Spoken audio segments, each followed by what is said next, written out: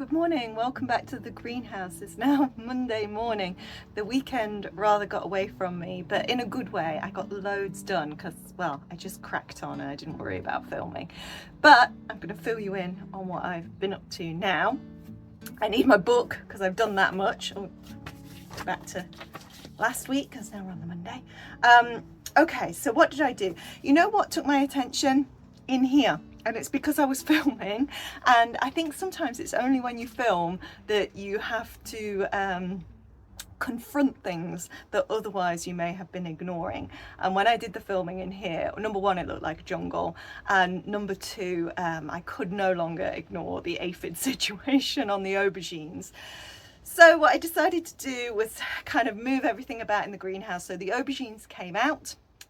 They got hosed down and they are now quarantined in the lean-to to get over their aphid infestation. I think I've lost one, to be honest. In fact, I know I've lost one because I gave up on it and I ripped it out. So we're down to 6 aubergines now, but I've still got one of each variety that I sowed. So they're recovering in the lean-to. That has created more space in here for the chilies, so they got a little bit of attention. I've spaced them all out a little bit more and I gave them a good feed, and it's really exciting to see chilies coming on those plants. I can't believe how many chili plants I have. I guess we have a success there. The chili plants have done well. I don't know what I'm going to do with that many chilies. The cucumbers are also looking good now. I've trained them up their string, so they've got a little bit more room and airflow as well, and there are a few cucumbers coming on there, so that's good as well. What else did I do in here? Well, the tomatoes. So the tomatoes were getting a little bit too compacted in this space. I have 23 tomatoes in what is, let's see, it's 1 meter by 1, 2, yeah, 3.5 meters, and there's 23 tomatoes in there. It's ridiculous. It's ridiculous. But what it means you have to do is be pretty ruthless on your pruning. So as I've been taking out side shoots, I've also been taking out some of the lower leaves.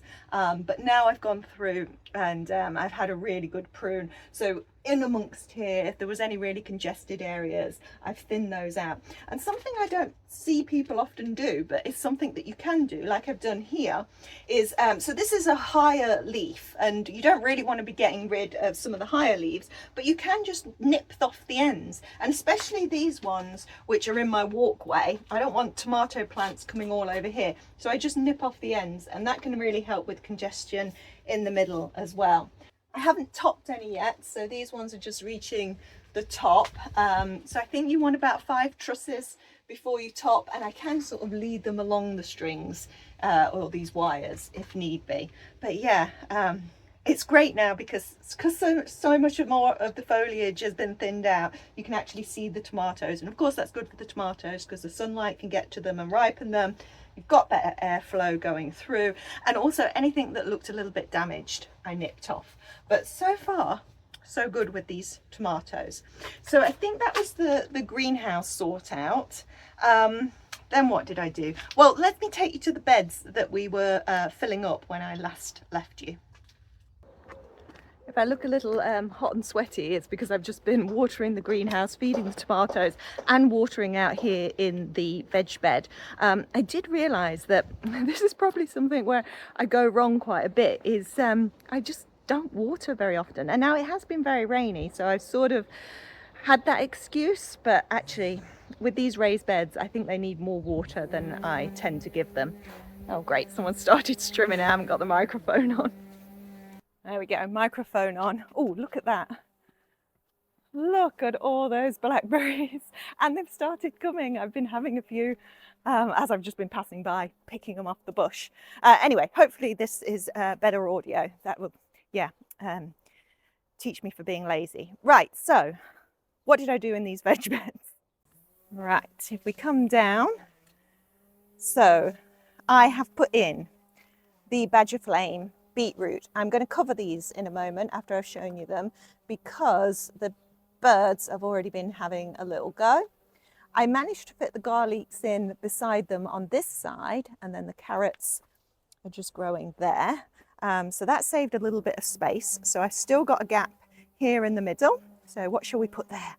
But here I put the Monge 2 peas, and I decided to do the thing that I did before with the sugar snap peas, which is use an old hanging basket or some kind of frame. I tend to use old ones from freezers and things, the baskets from freezers. If you upturn those over your peas, especially if they're short growing peas, then they will get supported by that frame as they go up, so you don't have to bother with pea sticks. That's the idea. We'll see if it works with this one. What I have just noticed, and I'll cover these too, I think, is that there's been some nibbling of the ends of the peas, so the birds have been landing on here and having a little nibble. But I think that's a top tip, and I've done it over this side as well. So you remember those soup peas that I had, poor little things looking very desperate. They've gone in the ground here with an upturned old hanging basket over the top. Again, this is for support, it's not for protection. So I might put something additional over the top while the birds have been having a go. The corn also went in, so there's the baby corn in a little grid. I think we will just see what comes of these. It's an interesting experiment, if nothing else. And the nasturtium's got thinned over to the edge, so we've still got a really nice burst of colour there, but it's not taking over this whole bed anymore. And lastly, you can just see here, I put in the perennial Welsh onions, because what I am thinking is this bed, which is at the back of the veg patch, I think this bed should be the perennial bed. It's already got in the perennial purple sprouting broccoli. I don't think anything else in there is perennial yet, other than these Welsh onions I've just put in. But yeah, I think I might change that into a bit more of a perennial bed, and then have this one in front of it as more of an annual bed. So we've still got spaces in both those beds. This is the carrot bed with its 1, 2, 3, 4, 5, 6 carrots. I put 2 teddy bear sunflowers in there as well, randomly. So there are spaces between those poor carrots. What do you think we should put in there? The other high bed had the parsnips in, and look at these parsnips. Now there aren't many, there's a lot of foliage. I don't know if there's sort of maybe 6, maybe 7 parsnips in there. They're getting companion planted here with a self-seeded nasturtium.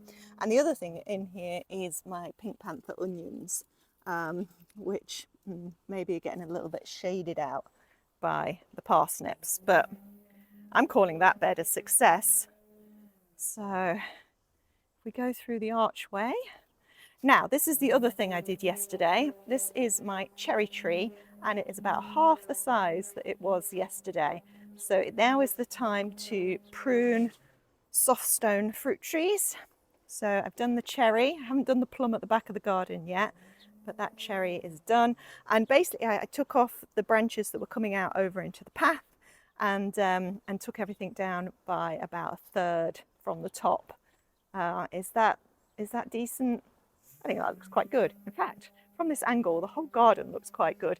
Some of that colour is coming from next door, but still. Okay, this bed, this has my absolutely gorgeous Crazy in Love rose. Oh my goodness, this is a climbing rose, which one day I hope will be right over this arch. Look at this. I've been trying to be so good. Right, they need pinching out. Try and keep these sweet peas going as long as I did last year. But the other thing in this bed is the tender stem broccoli from Claire, and I've also interplanted some amaranth. And these strawberries, excuse Dory's coughing there, these strawberries are from a guy who came to my open garden this time last year, and he brought me 3 strawberry plants, and he said that they're the most delicious strawberries I'll ever eat.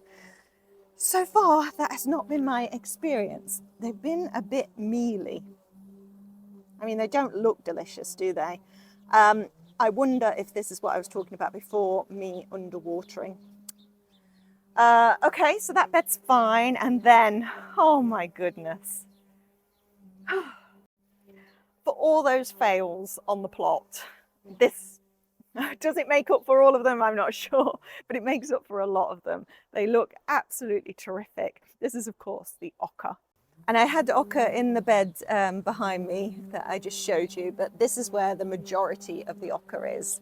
And I've just watered it if it's looking a little slightly battered, but yeah. Oh, I really hope this bed delivers. Certainly the foliage looks promising. I have another climbing rose going up this arch. This is an early yellow climbing rose. The foliage has gone a bit crazy, so I do need to tackle that. And these sweet peas need tying in a little bit because they've flopped over. I really do hope you can hear me despite the strimming 2 doors down. It sounds really loud to me, which is why I might be shouting. But hopefully the mic is picking things up. Anyway, this half of the garden, all good. This half, these beds, not so good. Okay, well, it's not really that they're not so good, it's just they're not really planted up. Now, this is the shady side of the garden. It's a little bit crazy across here. Oh my God, let's just, hang on, I can't, well, oh my goodness, there's things to look at every which way.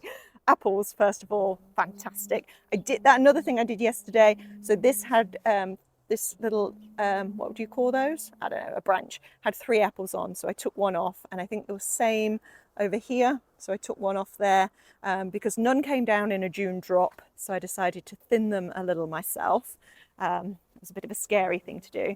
It was the blackberries though that I was coming for. And yeah, they're looking pretty good this year. I've said it once and I'll say it again. It's going to be a berry year. It's already been a berry year. I've had fantastic berries. We're just all slowing up now on the other side. Look at the size of that one. It's always, they're a little bit tart. It's always the ones higher up that are massive, aren't it? Oh, that one. That's sweeter. Anyway, back to these beds. So what I was saying is they're quite shaded, and I get a lot of slugs coming from over here, don't we, Dory? So everything that has been in these beds has been pretty much slugged. You can see here, this was a chocha, which I thought might grow up the arches. Alas, that has not happened. This raggedy thing here, why have I left this in the ground? Good question. It's a garlic kale, and I want to collect seed from it. And in fact, it's probably not far off collecting now, is it? I've never collected brassica seed before, so I want to have a go at that. And then in the other small bed, I mean, the sweet peas have done really well this year. Really pleased with those. But behind them are beetroot. And these are Chioggia beetroot. In fact, I've just harvested one because it got some slug damage. But they're growing. They're actually producing roots, which is better than I usually get. They are getting a little bit birded and slugged, but not too bad. And they seem of a maturity now where they might pull through. But I've got all this space left here. So what do you think? These 2 beds, what would you put in them? Really quite shady. Things that are prone to slugs are probably not going to do very well there. I'm a bit at a loss. I've got some brassicas. Oh, leeks. Do leeks mind a bit shady and they don't tend to get slugged? I do have some spares on the plot. I might get those and put those in. But anything else you think of, let me know. Right, so that's what I did down here. I also took out some of the massive brambles that were coming across from the blackberries and like catching my hair every time I walked down here. So that was good. In fact, I just realised they're still behind me, and I need to put those in the council bin. But I want to take you to the front of the garden because there's been a massive change here. Brace yourselves, here we go. Oh, wow, look at this. I love how I always think you're going to be as excited about these things as me. So this was the herb bed, and to some extent it still is. It has herbs in it. But it was, well, it was getting taken over by forget-me-not seedlings. Some of the herbs had died, and it was basically just looking a bit of a mess. And I had about 20 dahlias with nowhere for them to go. So I decided to make a dahlia / herb bed. And what I did was extend the bed so that it came out a little bit more. This is just a grass area. So I've got the border here. I've got the pond just there. Dory's ball ruining my shot. And so I made this a little bit bigger, and I defined the edges with the slate. So I've got a huge amount of slate from when my roof was redone. And I use slate around the garden to border beds, so I decided to do it here as well. And then I just planted it up with the dahlias. I was only going to put 3 in, and then got massively carried away, and the bed just kept getting bigger and bigger and bigger to accommodate more of these dahlias. And when they were all in, that's when I finally edged it and put the slate in. And then I gave it a good mulch, and I have to say, I think it looks really good. It survived the night. It hasn't been slugged overnight, and it is near the house. So my hope is that I can keep a little bit more of an eye on it in terms of the slug pressure. But yeah, I feel so relieved that those dahlias are now out.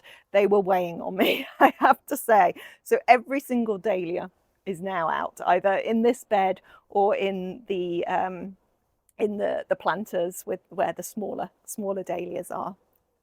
So now when I sit in my new chair, I look over onto the dahlia bed, dahlia and herb bed, and actually random plants that I had nowhere else to put beds. So there are several fuchsias in there as well, and a petunia. In terms of what's left of herbs, I've got chamomile, small rosemary, some oregano and marjoram, the bay, sage, another sage, garlic chives, regular chives. Oh, and what I put in round the back, which are some other things that have been meaning to come out for ages, is this, which is a black currant sage. It's basically a salvia, and it has a salvia flower on it, but it smells absolutely delicious.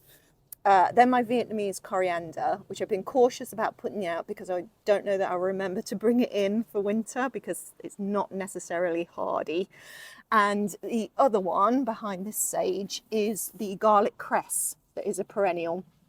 And that flowered, which I'm hoping is okay and doesn't mean it dies. I've cut the flowers off now, and it's meant to be a really good self-seeder. But yeah, smells delicious. Actually, this sage smells delicious as well. Oh, and of course, the big thing in here is my witch hazel, and that's doing really quite well. There's another new addition in this bed. Well, 2 new additions. Well, 3. First are these little solar lamps things that I got from Aldi. So there's 2 of those. But you may have noticed this, which is my new bird bath. Now, it's a little bit wonky. I've got to straighten it out. But have a look at this. How cute is that? I say cute, kind of terrifying. I did say to the guy when he was bringing it to the till, can you pick the one with the least scary squirrel? That's the least scary squirrel. But this was on sale at the local garden centre, down from £40 to £20. And I thought, I've wanted a bird bath for ages. I just turned around to sit back down, and typical Dory. I'll sit on this side, I guess. What was I saying? Oh yeah, I've wanted bird bath for ages. And when I saw that one, I was like, yes, that is the one for sure. Oh yeah, I've got my Christmas tree just sitting there as well. I decided that needed a water before I went to bed last night. So that's why it's out there, because it was sitting in the water butt. But in terms of stuff left to go out, this is looking significantly reduced. And, oh yeah, of course, the other thing I did over the weekend was had a wild Saturday night sitting right here, pricking out all those seedlings that I had. So I did the brassicas. What else did we have in there? I can't remember. But they all got pricked out and put into cells now. So that was a really good thing to tick off. And yeah, I mean, there are bits and pieces left to do now, but nothing that feels like super panicked or pressured. And I've got spaces for things to go out. If the slugs just stop eating everything, then things might be turning around. Okay, things might be looking up. Right, anyway, that's enough touring around the home garden. There's a dog that needs walking, and I'm going to show you what's going on the allotment. So let's head out.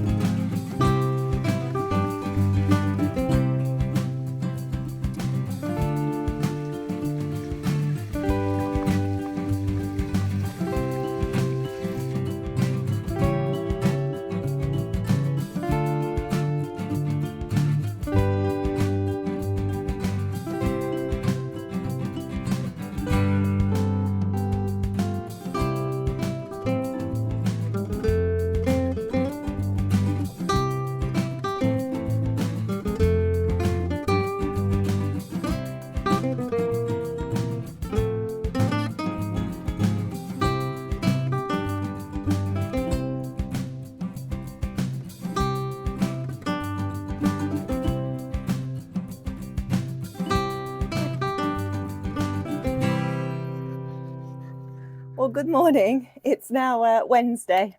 I don't know why I try and do those segues because life always gets in the way. So yeah, time got away with me a little bit on Monday and had to get to work. And then I decided Monday evening to repot all. I'm sorry, I'm shouting again, even though I've got the mic on. Let me take my voice down a notch. It's because I seem to be having bad luck this week. On the park behind the allotment, I think they're tree felling, so it's really noisy, but I know now that the mic doesn't really pick that up, so I'll try and talk at a normal volume. What was I saying? Yeah, I decided to repot lots of trees and shrubs that were in the garden and had been in too small pots for far too long. And so, yeah, rather randomly, I just decided to do that, used up all my compost. And but really happy that I got that done because it's been on the list for an awfully long time. Anyway, I have been up and down to the allotment in between Monday and today, mostly just to water and assess the damage. And although I'd brought my phone and stuff each time I came, I didn't really feel like filming because I was so dispirited every time I came down here that something else was gone. But I'm going to take you round to end the video this week and just look what's left, look what is actually doing okay. We may even have one thing to harvest. I haven't checked on it yet. I looked last night. And the other thing that I wanted to do while I'm down here is in my continuing efforts to combat this slug and snail problem that we've all been suffering this year, I got some of this. So Grazer's snail and slug is a prevention thing again. So it's not something that harms the snails and slugs. It's just something that deters them. It's apparently pollinator friendly, pet friendly. That's okay. Even pest friendly. There you go. It's even friendly to the pest. Does not harm anything. And yeah, but you spray this actually onto the plant. So what I've been finding with the barrier methods is no luck. The slugs and snails, they just climb right over it. They may even be burrowing under it because what I've been learning about slugs is that they can burrow right down into the soil and live in the soil where it's nice and cool and damp. So the barrier methods haven't been working. The bags have been working. Okay, standing by the bags to some extent. We'll assess as we go around. But yeah, I'm going to give this. So this is the concentrate. So I've got a spray bottle and you put 2 capfuls of this and fill up with water and then spray your plants. And I've been doing it on the dahlias this week at home and they seem okay, I think. So the new dahlias in the bed, so far, so good. So I'm going to do that in a little bit. But first of all, let's go have a look around the plot. Right then, where to start? Oh, well, let's start at the bed that when I sit here is the bed that I'm looking at and is the one that is the greatest disappointment. The bean and the pumpkin bed. Nasturtium's doing fine, but beans, let's see how many we've got left. There's one holding on there, one there. No, one. No, no, no, no, no, no, no. No, no, no, no, no, no. None along there, none along there, none along there. On this side, no, no, no, no, no, no, no, no, no, no, no, no, no, no. So all the trouble I went to make all of this structure, and what was that, 4 or 5 beans that survived? I think they're all Greek gigante actually, and those are the ones that have survived in the home garden because I had some spares and I put those in the home garden around the obelisks. So it looks like we're going to have quite a lot of nasturtiums, but no beans. Alas, alas. So there are some beans that have survived down the front of the plot, and I'll show you those in a minute, but pumpkins. So last week we put 15 pumpkins into this bed. We have left 1 in a bag, which is looking pretty good. Okay, I think that's Danny's goosebumps. No, my goosebumps. Danny's was zombie. That I think is what's left of that one. That one's gone. This one just holding on, but I mean, you can see. Yeah, this one not too bad. What are you? The label. Oh no, there's the label. Oh, that's the blue banana. No, no, that died, didn't it? And I replaced it with an Achikikuri. So I think that's what that is. So that was a replacement anyway. So the one had died there, one has died there. There are no leaves left on that. There's 1 leaf left on that. That is just, yeah, maybe something will come of the end if that can survive. There is some life in there. Nothing there, nothing there. Yeah, nothing's going to come of that. And that one, which I thought would be the worst affected, because it's around the cardboard and the slugs can be underneath it, seems to be doing the best. It's like they're just playing with me. We may get a pumpkin. We may get a pumpkin from there. I do still have a couple of those spares of the Achikikuri that can go in, but honestly, I don't want to put them in because they're immediately going to get eaten. Brassicas. The ones in the bags are doing okay. Now, something that somebody commented, it was Ali from My Rusty Garden, was, will the bags stunt the growth? And yeah, eventually I think they will. See, this one's pushing against the bag now. But like I said, I'm terrified to take them off because if you remember, we had some that didn't have bags on here as control, or I just ran out of bags, I can't remember now. Well, they're gone. And I had some kohlrabi, wasn't I, that I was sacrificing because I needed the bags for the pumpkins, and you can see they are gone. Now that may be a combination of bird and slug. It's definitely slug because, ew, can you see that? Is that focusing? How gross is that? Gem corn is looking good. Potatoes, I gave a good water yesterday because I'd been forgetting to water the buckets. Oops. And they have revived overnight. So I'll give those another water this morning, I think. I should probably actually give them a feed as well, shouldn't I? Outdoor tomatoes are fine. No signs of blight yet, but just waiting for that. Oh, and what is a surprise? Those melons that I put in are still here and climbing.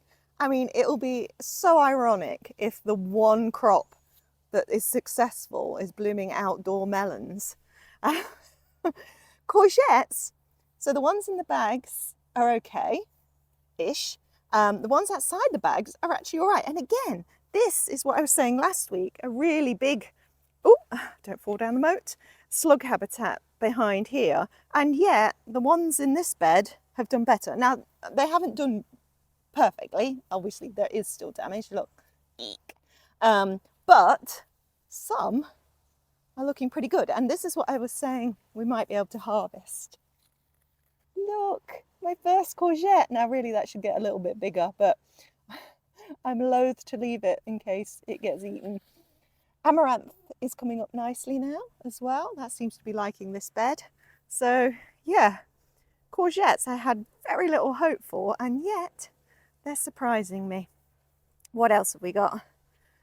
Tomatillos, not done much, but yeah, mostly still alive. And then the arches. So the beans are kind of growing. I've lost quite a few, you can see, but there are still some with leaves. The squash, that's a tromboncino over there, doing okay. Oops. Snake beans, not doing too badly. I think that's a sugar baby. I think that's a Jack Be Little. And another tromboncino, so they're doing okay. This side has fared less well, so I lost one there, I lost one there, but the others are reasonably okay. Here's the snake bean, which again had a flower on yesterday and has now gone over. I may never be able to show you one of the flowers on this snake bean. And then we have the beds that were freshly planted. Oh, and we have these ones, the baked potato, slugged. Now this had carrots and spring onions, I believe, in, and what is coming up is an absolute load of tree spinach. Oh, we do have some carrots. There we go. Okay, but mostly tree spinach. In the middle, we had the little plugs of beetroot and chard and spinach, and they're doing fine, not getting slugged again. Shocking. And now in this one, let me just take the lattice off. There we go.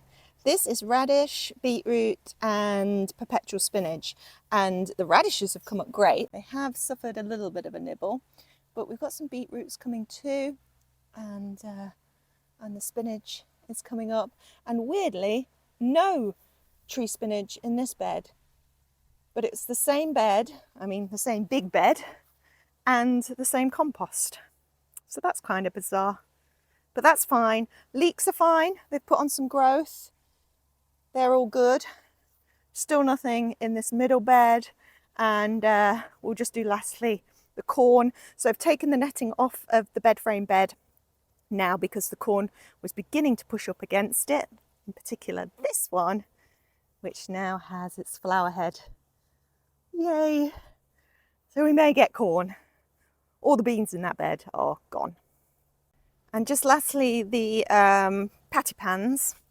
Ones in the bags, I mean, they're all a bit suffering actually in this bed. This is the one that I left uncovered because it was huge. Look at it now. Absolutely decimated.